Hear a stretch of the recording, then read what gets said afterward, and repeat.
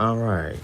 Well, first of all, I appreciate you for coming on the show. Taking the time to come on the show. Well, I appreciate the opportunity. I always say all good things come from God, but now man certainly belong to you. So thank you for having me. So right now, I'm on the phone with Chef Stu, celebrity chef, Chef Stu. You may have seen him on TV, especially on the Food Network. You've been all over the place. You've been on what other shows you've been? Damn, because you've been on online. You've been on what other shows you been? Matter of fact, can you tell? I've been on Food Network. Yeah. God's Grocery Games, Cutthroat Kitchen, and I actually won Cutthroat Kitchen. And then recently, I was on Supermarket Stakeout. So y'all got to check me out on Supermarket Stakeout. Backing up a little bit, you can catch me on TV One, Rolling Martin. Yep. Thanksgiving Day special. That was a big opportunity. Also, you can catch me on Raising Whitley. So shouts out to Ken Whitley, now and the whole family. That was a guest appearance on that too. Delmara Life. A lot of news stations in Baltimore, Fox 45, Delmara Life brought me on a couple of times. Tales, a lot of people don't know. There's an episode of Tales that I actually was a part of. You don't see my face, but you see my hands. They had a cooking scene. They brought me in for the cooking scene, so that was perfect. Sometimes I be forget, but there's a lot of them. Married Food Cat, definitely can't forget Married Food Cat. We TV. Now, your YouTube channel, How To with Chef Stu. Check that out. So, well, to be honest with you, that talk about a show, since we're talking about shows, honestly, How To with Chef Stu actually is a show that I'm actually about to air now. Like you were saying, and I'm sorry to cut you off. Go ahead. You can go to YouTube and check out some of the teaser clips of what you'll be learning on the show. Mm-hmm. But it's actually about to drop on Roku, Boozle TV, all streaming platforms. Y'all get ready for it. It's coming in the next 2 weeks. How To with Chef Stu. And what made you become a chef? What inspired you to become a chef? You know what? To be honest with you, it was by accident and all in purpose all at the same time. And I'll explain. I come from a really big family in Baltimore. My grandmother had 13 children, and she basically was the matriarch, you know what I'm saying, and like raising all of those kids. My grandmother never actually ever had a job, you know what I'm saying. She really was the real stay-at-home, old-school type of old-fashioned, raise the kids. Your granddad gonna take care of all the bills type. So she had all the time in the world to love on everybody. And she wasn't stressed out or worried about how stuff was going to get paid. And with that, it just became like a little thing. We would go to my grandmother's house every weekend because we had moved away. My mother tried to, save us from some of the stuff that was going on in the city. So she moved us out to the outskirts. And we would go to my grandmother's house on the weekends. And she would just be cooking around the clock. So it was like being at my grandmother's house. 3 solid meals a day, everything something different. Didn't have to eat leftovers. There was so many people that whatever she made, it was all gone. So the next time she cooked, she had to start fresh again. Now, mind you, when we get back home, my mother actually worked nights. I had a younger brother, so my mother used to go to work at night, which left me kind of in charge of the house. And so she would cook and then go to work, but we literally, she went to work at 2. We got off at, she went to work at 3. We got out of school at 2, so we would kind of pass her and each other on the way home. She's on her way to work. And so if she did cook something for us, she had to have made it a little bit earlier before she walked out of the door. We just coming home from school, so we ready to play. We kid, you know what I'm saying? We ready to play and hang out and do whatever. And then, you know what I'm saying, a little later on in the day, you ready to eat. It's like, man, this food been sitting over there for like 4 hours. I don't even really think I even want this. You know what I'm saying? So I guess it's like, you know how we come up in them households where sometimes you start talking and it backfires. Because I said, man, you know, we started to say something and she was like, well, cool, Robert, you cook. So cooking for me initially became a survival tactic. You know, not just making it seem like my brother had us chained to walls, but I'm saying like literally. You know, it was just kind of a thing like, well, look, you know what, y'all want better food, y'all want to do this, then Robert, you learn how to cook, and then y'all can just make stuff, and then it kind of was a trick that my mother played too, because it almost was like, well, now y'all definitely, you know, I can call this house every 15 minutes to check on y'all, Robert should be there cooking, so now that I think about it, I think it was a way for her to really keep a hold on us while she was gone, because this was before camera phones and all of that, so it wasn't no calling you and seeing where you was at. Right. So, but that's how I grew up cooking as from 12. Then I would go on to culinary school, take some courses in that. And so when I graduated basically from high school, I had already attended a school that basically was teaching trades at the same time. So I was a little burnt out, you know what I'm saying, cooking from 12-ish up to like 18, almost damn near every day. I kind of just was like, okay, now that I'm out of school, my brother, he old enough, you know what I mean? It's kind of like, you know, I want to try some other career choices. And so I went to college for business management, motivational speaking, and then I would do a whole bunch of random jobs. Like I worked at DirecTV and I worked at some Ann Lennon or something crazy, right? And so it wasn't until I ended up years later losing the house, got foreclosed, my car got repossessed, the relationship I was in at the time, me and her just all went crazy. And so like been there. Yeah, you know what I'm saying? It was like, yeah, so that's what I'm saying. Like, I got to really tell the story the right way. I know I'm taking a little bit of time because I know people see me and they see all these great things that I'm doing, but, like, I have to back y'all up to understand, like, how I got to this point, right? And so losing everything, it made me end up having to go back to Baltimore. And in that, I ended up getting a job at this restaurant.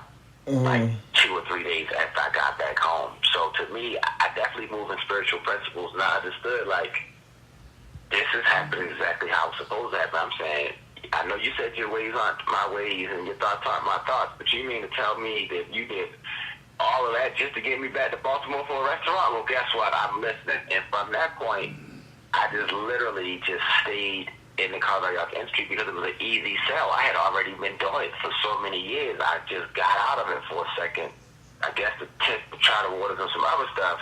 Right. And then realized that, you know what, this is it. And man, from that point. So I'm hoping that the listeners will be encouraged to know that just because, I mean, it's twofold lessons in that message, the way that I'm telling it. Number one, some people already had their passion. They moved away from it thinking that they got tired of it, and then they'll come back to it years later. So some people want y'all to go back to that first thing that you had love for, that you thought that you didn't really want. And then secondly, kind of let you know too that sometimes, you know, you do be on the wrong path, you know, because initially had I stayed with it now that I know what I know now, I would have never took that little break. I mean, that was a 5 or 7 year break that I took that I really wasn't cook. I mean, like as far as career wise or, you know, day to day, it was kind of like just what I did. And if you knew me personally, you would be like, yo, he can really cook, you know what I'm saying? Right. But I came back into it, man, full throttle. So sometimes you got to step back into the original purpose of your life. So what's the name of the culinary art school did you go to? So there's a school called Eastern Vocational Technical School, which was like a Blue Merit, one of the top schools in Baltimore County. So you had to be accepted to get into the school. So following my sister, I had an older sister. I don't really mention her a lot of times in my stories on the cooking because she was older than us, and she initially moved out, which left me in charge. So I had an older sister. I have an older sister. Everything's fine with her. And so she went to this school to take cosmetology. And so, you know, as a kid, you emulate what you see. And so that was a great thing to have such a strong, you know, role model in my life. Because, you know, how, like, girls don't play like they show you how to do it.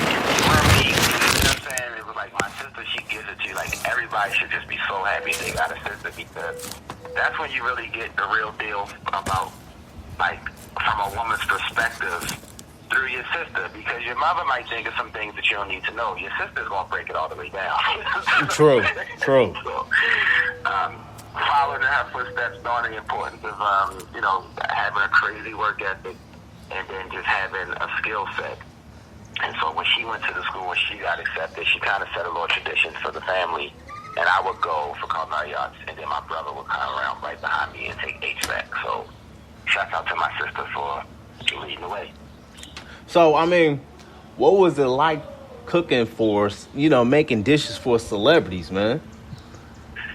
I get asked that all the time, bro, and I'm tell you the truth, man. If I'm cooking for you, I'm going to be just as excited, just as nervous, just as driven, because at the end of the day, your opinion counts too. And so it's not a thing where, all right, well, when I cook for anybody that's not famous, I got room to just mess up, because after all, who cares what you said? This person liked my food. Not at all. You know what I'm saying? So the celebrities is no different than cooking for anybody else. That's how I've always looked at it. They're regular people too.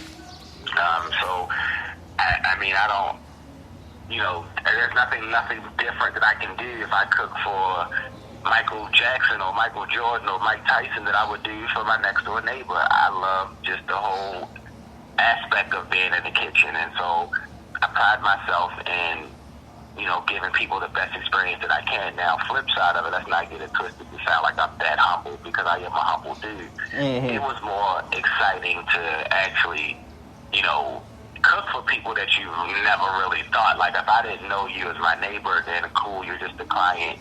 And I get familiar with you when you hire me. You become my new friend because you support my business, so I love you to death. Mm-hmm. But then when you're thinking as a kid, and I was on the basketball court, and we how you play basketball, everybody pick who they is. I'm Gary Payton right now. That's okay. Yeah, I'm this person right now. Or you watching and you joking and you making jokes with your friends about people. Oh, you look like this person. And so years later, one of the biggest ones is Jasmine Guy.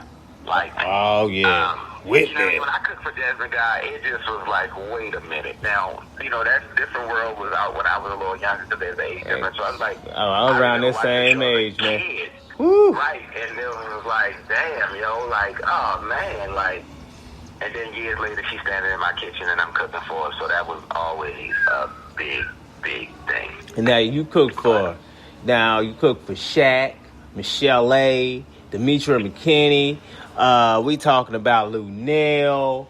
I mean, you mentioned Jasmine Guy, but like, who is your favorite out of all of them to cook for? All of them was my favorite, to be honest. All of them. I didn't think I would cook for none of them, but I mean, Shaquille O'Neal, trust me, Shaq is super funny. Shaq made me laugh. Like, I kind of like.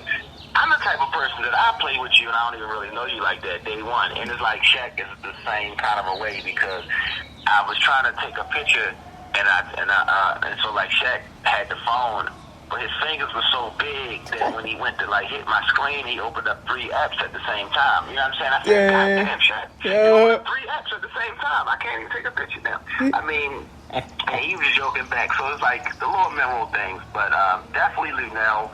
That was big too, you know what I'm saying? Because I know she was hilarious. A real welcoming spirit. That was big. But another one, Angie Stone. That was an incredible experience to cook for Angie Stone. I went to San Francisco and had a chance to cook for her at a place called Yoshi's. She was doing a live performance. So that was incredible. Miss Deb, you know what I'm saying? Shout out to Miss Deb with an A. Like, she's really respected in the industry. No nonsense. So it's like, when I cook for the people, I get a chance to get around their demeanor, and I get a chance to fill out their character. And so to me, it's hard to say that this one person in particular, meaning that I didn't get nothing from any of them. But like Darren Henson, like, that's another one of my favorites, to be honest with you.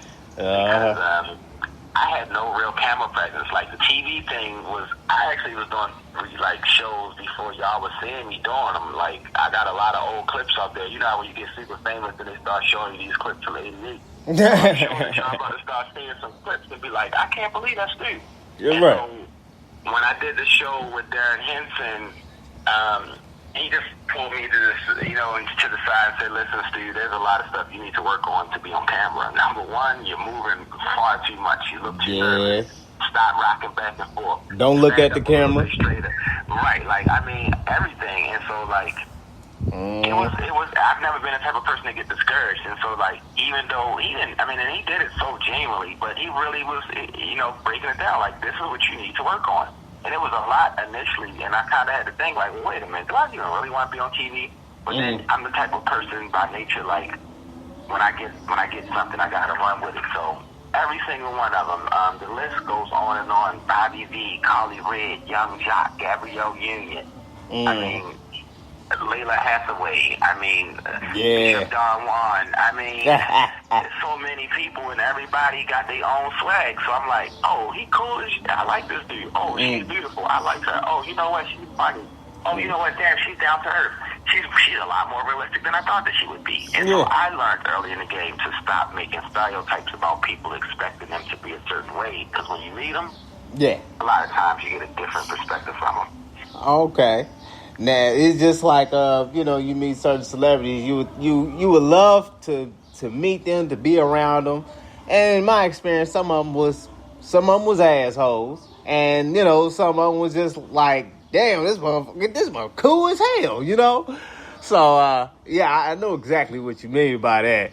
Now I usually interview musical artists on my show, and I want to ask you, like, what artists are you listening to right now? Lord Skies, definitely Lord Skies. That's my little homie. He's part of the family, so shout out to All We Got Records. I'm listening, man. I'm listening to Jacquees. I know it was a big controversial with everything. That song with him and Dej Loaf, like, I all the songs with him and Dej Loaf, like, them joints be going hard. I'm still a little old schoolish, man. You know what I'm saying? I like older music, so I listen to a lot of R&B.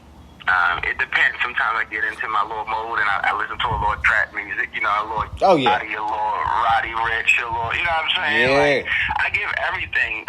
We were just talking about this the other day with a chef friend of mine. And when I cook for clients, a lot of times, it doesn't just always be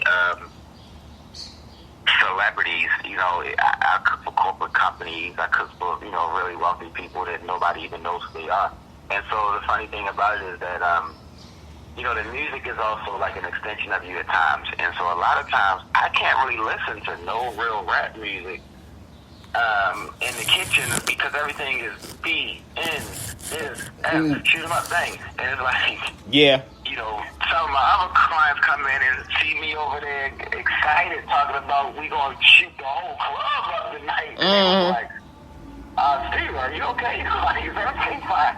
So a lot of times, bro, I ain't gonna lie, I listen to some really weird stuff like Indian neo soul music and just music that just got a beat and a rhythm to just keep me upbeat but no words, so I don't get caught saying the N word or the cuss words every 2 seconds because I don't want to, make any of my clients uncomfortable by some of the music I'm playing. They got the kids. I'm in their personal homes at times, so when I'm out cooking, I'm really listening just to beats and kind of meditation type music. But when I'm by myself, it depends. A little R&B, a little trap.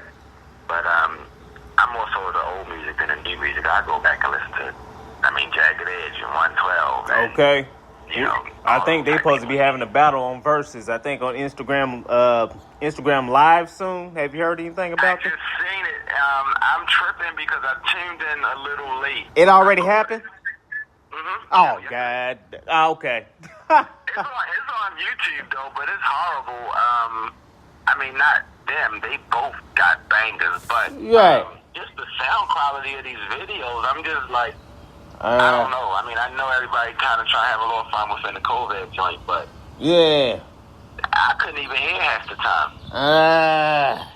Okay. Well, I'm gonna have to just check it out. I must have forgot it had already happened. But I want to ask you this now: have you ever cooked for your dates in the past? Come on, man. You know, ain't no woman that's crossing my path Uh-huh. allowing me. Come on, you know that's a no-brainer. I mean, to be honest with you, that's kind of how I got into some situations, but no. Realistically, it's a joy, and it's been times where, you know, people have never actually even had a man cook for them before. So it creates a real experience, but overall, that's what I be trying to tell the little kids, because, you know, I mentor to children and, you know, young adults all across, and I'm saying, listen, you know, I know sometimes you think you can impress a woman by going to go get that rollie, or go get that Benzie, or be Prada from head to toe. But there's another way that you can impress her that doesn't cost nowhere near as much. Yeah. And that would simply be whipping up them pots and skillets. Whipping up some pots and skillets.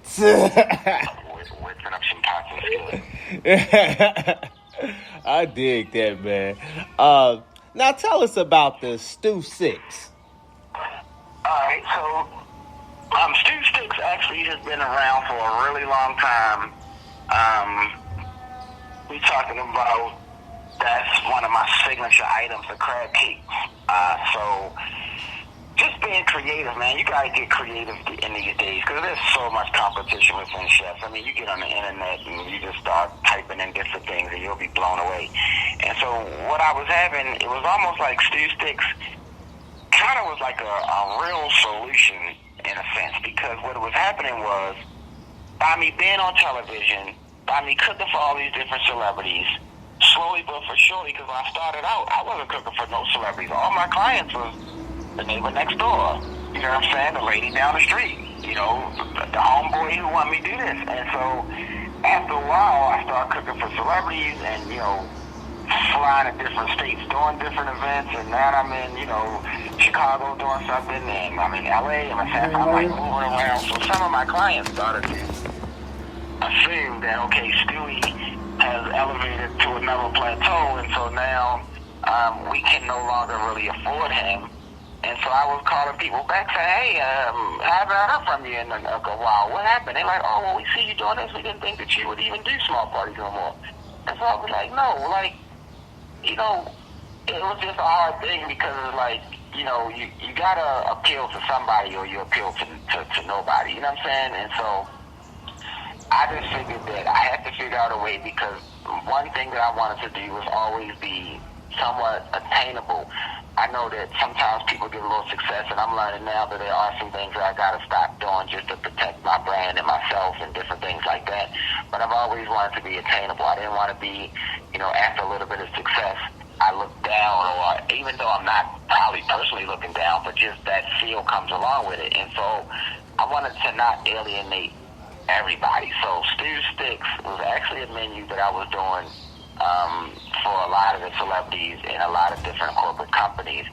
And then I decided to take a menu item from that package and turn it into a fast casual concept that I can make available in the form of a franchise, so that the average person would still get a chance to actually try Stew's food. So Stew Sticks is 10 signature lollipops, 10 signature sides, 10 signature sauces.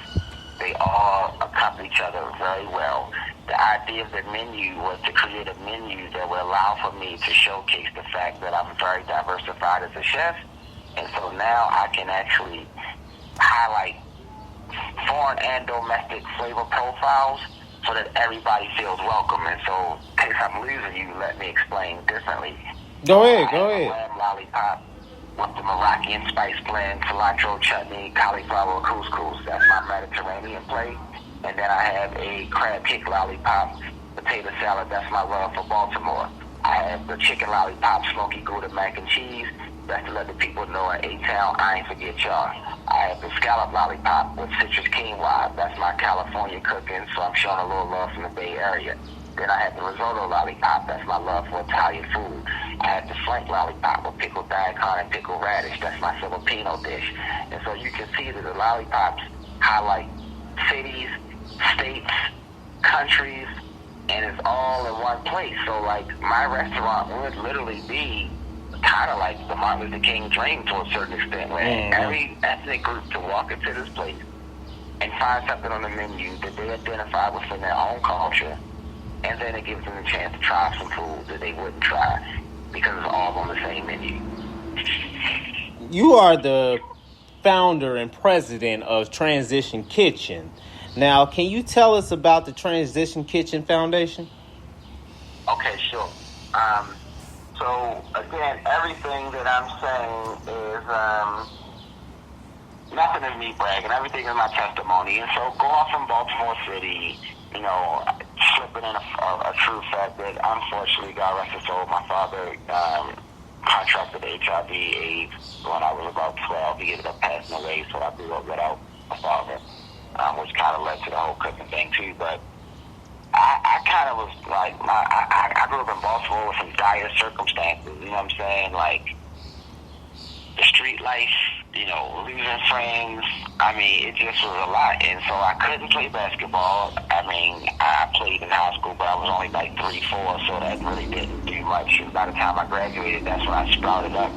I really wasn't no real musical rapper or nothing. It's sad but true, I'm saying, is to say that a lot of times in our communities, the career paths that are glorified so much is the music and the athlete.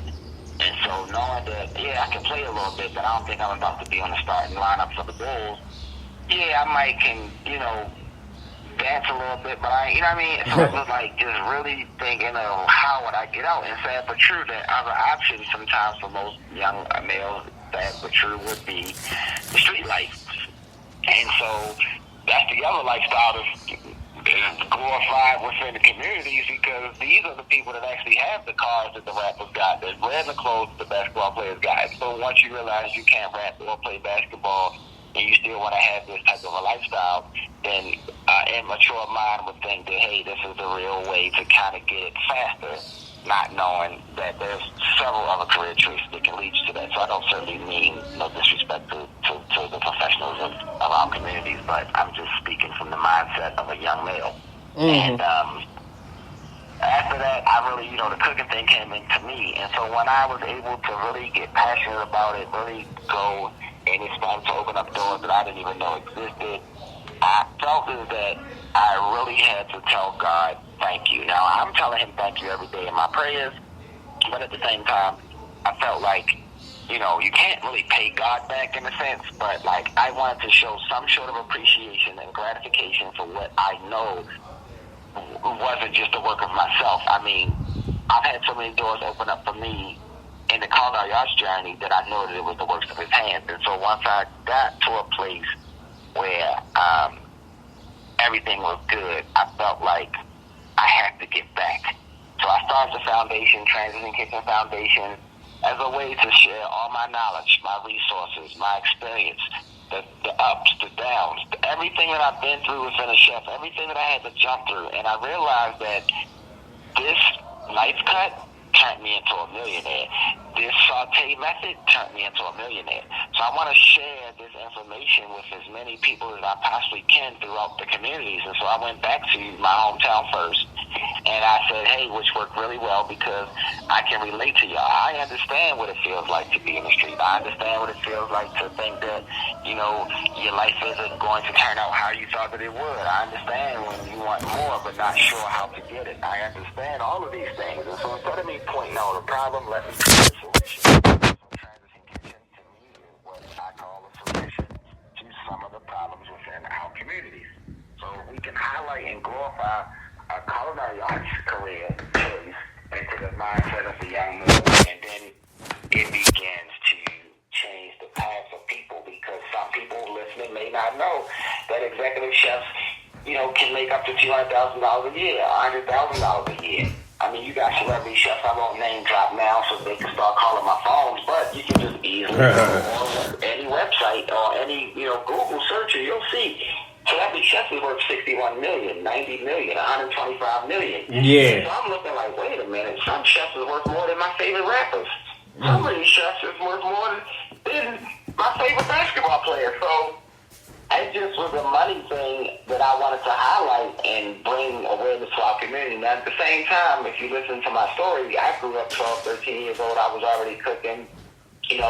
So I was able to save money, and I didn't think about it till years later that, I can spend $100 and eat for 2 weeks damn near. You know what I'm saying? So it's an economical shift that can help a household by having the basic cooking skills. So I just felt like that's why I call it transition. Like, transition is to make change. You know what I'm saying? So I just wanted to kind of transition mindset. And so the slogan of the foundation is rebuilding diets, minds, and cities. And so we've been able to expand from Baltimore to Detroit. Shouts out to Chef E.B. at Detroit Homeless Down. We got Transition Kitchen operating within San Francisco. Shouts out to Chef Rhonda. I'm trying to make that thing happen for us up there. Shouts out to, I don't know these guys. They always say you, but Atlanta, Chef Ty, Chef Paula, George, everybody's over there working. So the foundation is in multiple cities. We offer training classes. Get familiar with it. Go to www.transitionkitchen.org, or you can just put in the hashtag Transition Kitchen and see what's going on with the program. Sign up and come take the course. It's a really quick course. We'll give you the introduction to what you need. And if you don't like cooking, it's fine. You'll learn the basics that you need. If you don't want to turn it into a career choice, that's okay. You still can go and be whatever it is that you desire to be. But at least you know how to cook now. And if you are, and you do like what you learned within the program, then we will provide blueprints to help you go to the next level. And so what I've been able to do is some of the students that actually train in Transition Kitchen, if they like what they see, I bring them in to work with me. And so now I actually, begin to employ the same students that I train. And at the same time, I let them meet some of the celebrities because I know that was, a life-changing experience. And so that's what we've been able to do with the foundation. So please get familiar with Transition Kitchen Foundation. Lastly, one thing I do want to mention about Transition Kitchen is the fact that I just set up a global student exchange program. So shout out to the United Way. I went to London not too long ago. We stayed over there for a couple of days and worked with some chefs and found some other programs to partner with. And so now what I'll be able to do is send students from Baltimore, Jersey, New York, Vegas, LA, who knows, to London for a week to go and train with some really high caliber chefs and get an experience and come on back to the States to help them have a better resume so that they can actually get, some good employment. Now, have you ever been on Iron Chef? No, Iron Chef is a whole nother caliber of a chef. And so, to be honest with you, you got pretty much been cooking for a really, really, really, really long time on a high caliber, specializing in fine dining. And, you got to have a team. I don't know if people notice that on Iron Chef, but, it was Bobby Flay and 3 other chefs with him.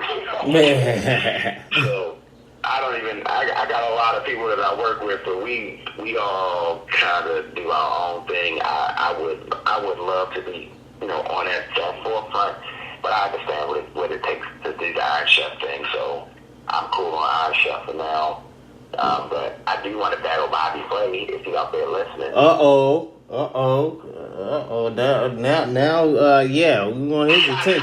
Bobby, we got the same name, buddy. Yeah. That's all in fun. He's a great guy, and I would love to get on his platform and battle him because he's one of the most respected chefs on Food Network to me, simply because I see him cook still. You know what I'm saying? Like, he's not just a TV personality. Like, Bobby Flay, he'll crush your dish, and then he'll come from behind the podium and put a jacket on and get out there and rub shoulders with you. So I've always admired the fact that Bobby still picks up his knife as much as he picks up the microphone. I know that's right. Now, what are the things that you cannot do without when you are, preparing for a dish?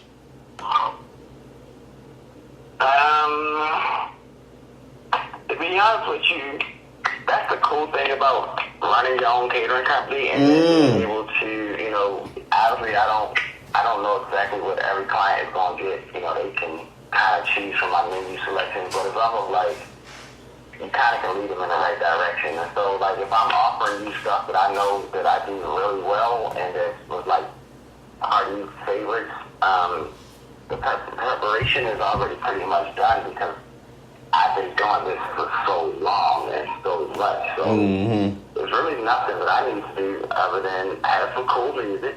Right. And realistically, believe it or not, Coke soda. Ah. I drink coffee, but Coke, if you're listening, I could definitely use a little sponsorship. I feel. As long as I got soda, man, and you know, the energy is good, and I'm excited to do what I do. Like, I don't need a million things to get ready. I'm already ready. Now, of course, with this quarantine, it slowed a lot of things down. And what have you been doing since, you know, we've been in quarantine, since the whole world been in quarantine? Actually shooting reality television shows and executive producing other shows for chefs, trying to get chefs still working up in the game. I understand how hard it is to get, you know, established and motivated and moving. And so with some of the things that, again, the Father has allowed to happen in my life, I do my best to make sure that transpires over and to other chefs. And so we've really been doing a lot of filming, just finished filming a show with Chef Rhonda in San Francisco. She got a show called Soul of the City. It'll be available in the next 2 to 3 weeks. I just launched my own channel called the Music and Food Channel, available on Google TV, Roku, Smart TV. You can pull it up and see a streaming platform. Right. So that's really what we've been doing. Actually, after I get off the phone with you, we're going to do another segment. And so the premise of the show really was to just do a bunch of how-to things. You know what I'm saying? So now that I got a little time on my hand, obviously I can't cater no major events right now because I normally cater for hundreds of people. That's kind of out the window right now. Oh, yeah. So it's like, okay, cool, let's keep cooking, but we're going to do it. We're going to get a little studio. We're going to, you know, keep it real private so we don't have no problems. And then we just go from there.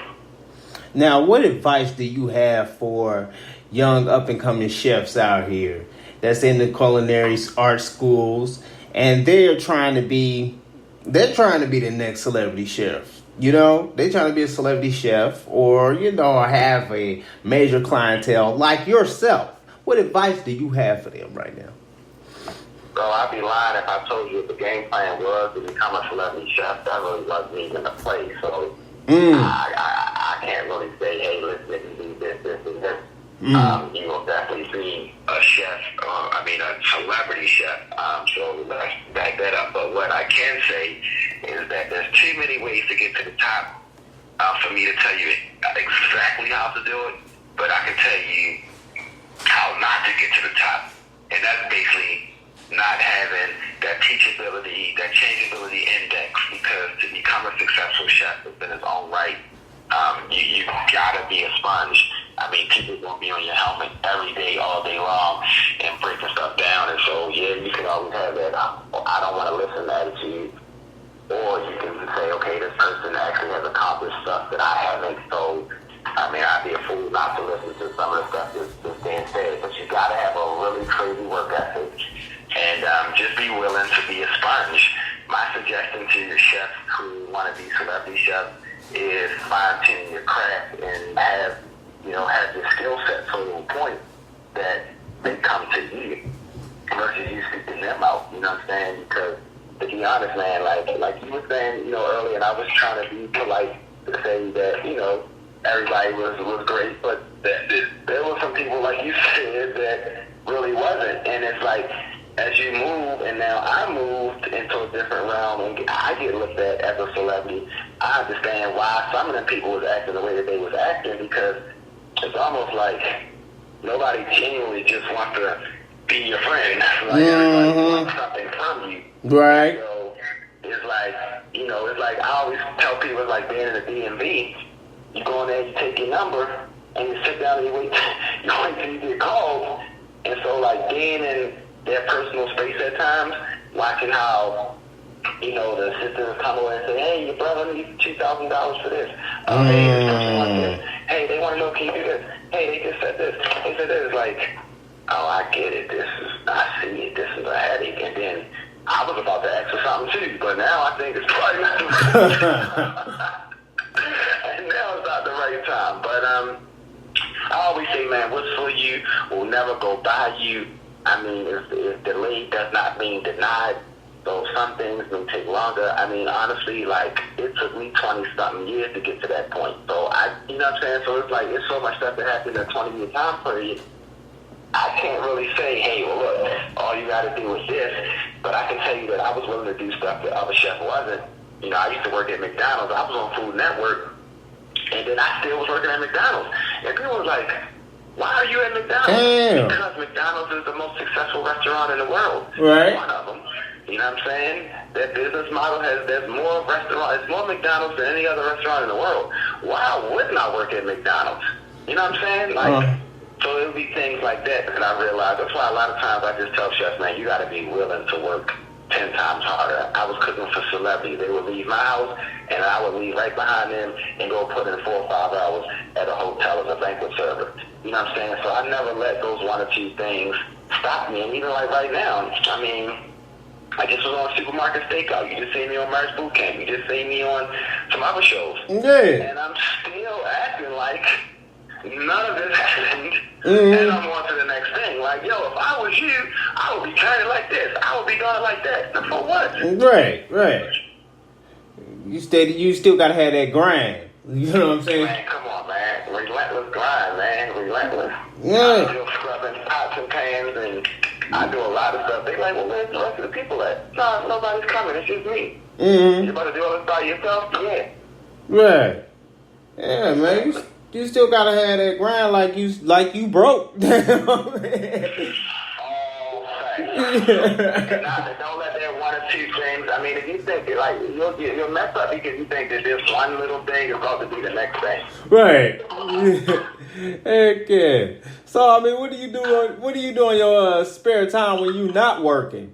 Whatever day that is, you know. Well, now that I started to mentor and train other chefs from television, I actually really don't be having free time as much as I would like. I mean, even right now, I'm talking to you.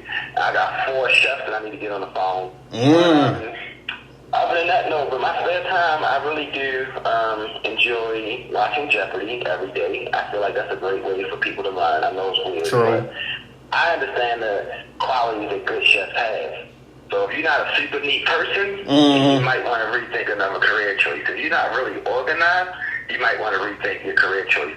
If you're not well-spoken, articulate, can really talk to people, got a hot head, the culinary thing might not be for you. So I do things throughout my day to enhance those skills. And so, watching Jeopardy every day is a clear way to basically learn, increase my knowledge. That broadens my conversation pieces at times.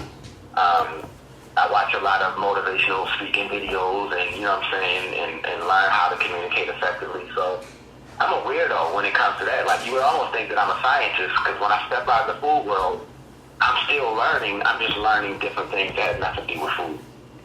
Now, before you go, man, tell the listeners how can they follow you and how they can catch your videos. All right, so the listeners watching. I'm so used to being filmed. So to the viewers that's watching, to the listeners this time, go to my website, www.chefstew.com. Stew is spelled STEW. So chefstew.com. Definitely, I'm number 1 on Bing, Google, all of that. So all you got to do is type in the hashtag #ChefStew, and everything will start pulling up. Definitely check me out on Instagram, Instagram is chef_stew. Twitter is @CelebrityChefStew. Facebook is my real name, Robert Stewart. I also have a Chef Stew's page. I'm on LinkedIn as well, Chef Stew. Definitely go and check me out on YouTube, my how-to videos to learn how to do really quick kitchen tips. And now with the show How To, I'm actually taking questions from the viewers to learn how to make stuff. So this will be like one of the first cooking shows that actually interacts with the public live on the air. So can't make the dish that you may want me to make right in the middle of making another dish, but I can answer questions about it. And if it's something that, sounds pretty cool, I'll highlight you in the next episode. So everything is chef stew, man. I'm not hard to find. You'll see the teeth. Y'all heard Michelle say, I see all 55 of his teeth. Oh, so once you see the chef with all 55 of his teeth showing, y'all know that that's stew. And come learn about me. Again, don't just stay in the hole where he's at now. I think that the real inspiration goes into the backstory. So definitely get familiar with Chef Steve. Now, you mentioned Michelle A. I had the privilege of filming her. She was in an interview with one of my homeboys, Anumis Rider Reflex, on Hypnotic Radio. And I was the cameraman. And, wow. That she's a very tiny woman with a squeaky voice. But she can sing her ass off. That little body can, I'm telling you, a golden voice out of that little body, I'm trying to tell you, man. I'm pretty sure you heard her sing. Of course I heard her sing. Man, you know what I'm talking about. I was like, dang, she still got it. It's a magical story. Again, just somebody who is super talented and, realistically, it's almost like the guy on the basketball court who can just jump higher than everybody else, but so cool with it. Yeah. She's, she walks around and she's talking and everything is regular, and then she gets into her singing mode and it just turns her into a different person. That's it. It's incredible. I definitely have been blessed to, be able to kind of witness some of the stuff that goes on behind the scenes to the work ethic within vocalists. And so she's somebody who really prides herself in, her ability, and as she should, because she's one of the best in the business. I'm trying to tell you. Now, before you go, I want to ask you, after the quarantine, what are your goals for the rest of this 2020? My goals realistically, I kind of like a scientist. Einstein, I think it was Thomas Jefferson, I forgot. No, it was Einstein, actually. And, when he kind of developed the theory of relativity and was, they was asking, wait a minute, how the hell did you figure this out? You know what I'm saying? What made you, what the hell? But the truth of it was that, like he said, many men think of things. He said, many men think of many things all day. I happen to think of one thing all day. And I've always kept that in my repertoire as I move forward. And so it's a gift and a curse because I'm so passionate and so driven about what it is that I do. And at times, when you are like that, to most people who don't have a focus, they don't grasp it. Thinking about, one thing all the time would seem boring on the outside looking in. You know what I'm saying? But in all due honesty, for us who actually understands that one thing has so many variables that I'm not just sitting there doing one thing, going into depth with one thing for so long, there'll always be more stuff to learn. And so in that, you get engulfed in your career life. And so, I felt like, okay, well, wait a minute, some things that I'm missing out on in real life. So let me kind of get back into that mode. And then when I did, I realized that, I hate to admit it, but that's what fuels my fire. And so as 2020 goes on, I've been just learning to create a balance within my life to, as much as I work hard and as much as I, keep knocking down barriers, I got to take sometimes to, reset and come back and focus on some other aspects of my life. And so that's pretty much what I've been trying to do, is just create a little bit more of a balance. And not that I don't love my children and love my family and, do other regular things. Some days I chill, but overall, 96% of my time is going to be revolving around food, kitchen, TV, the whole thing. So I want to move that up a little bit and I've enjoyed some of the fruits of my labor. But I heard RL on a video. I watched RL, which actually I cooked for RL too a couple of times. That's my boy. All right. And I watched one of his interviews, and he was saying how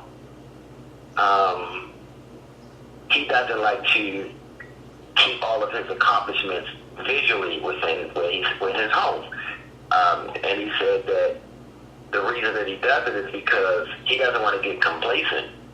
And I'm the same exact way. You know what I'm saying? It's kind of like I'm still hustling like nothing ever happened. Like, I've done enough now in my career. If I really was just to stop and really take it all in, I could retire like Jordan did early. Mm-hmm. But I know that the passion is still there, so I'm going to come back next year with a different number on my jersey. So I just take the same approach and realize, you know, that as much as I want to kind of slow it down, I'm so driven by what I do. I am so fulfilled in my life for what I do. And so I kind of I haven't really allowed everything that I've accomplished to really set in yet. And so to me, I'm still like the dog on a leash showing his teeth when you walk past the yard. You know what I mean? Where I could really be the dog in the doghouse with a servant. You know what I'm saying? But I'm still in the yard running around. I still got dirt on me. And then all the other dogs is looking and they want to really become me. And it's like, well, y'all not even working as hard as me, and I've already accomplished all this, and I'm still working just as hard as you with nothing. Exactly. Well, brother, Chef Stu, God bless you for coming on the show, man, and chatting with me, man. And there's any last words that you want to tell the listeners? No, just be encouraged, be of good cheer, understand everything happens in due time. Delayed does not mean denied, so if it didn't happen tonight, don't trip. It could happen next week. So that's all that I would say to the viewers and the listeners is to be of good cheer, man. Keep going, keep doing what you got to do, and eventually what's for you won't go by you. And that's pretty much what I can say, because I didn't think I would be a celebrity chef, so don't think that this was coming from somebody who was like, look, this is exactly what I knew was going to happen. No, it happened because I just was passionate about it. So find your passion, don't give up, and eventually what's for you won't go by you. That's it. Well, appreciate you, man. Stay safe out there, brother. Okay. All right. Thank you. Have a good day, brother. You too. Thank you.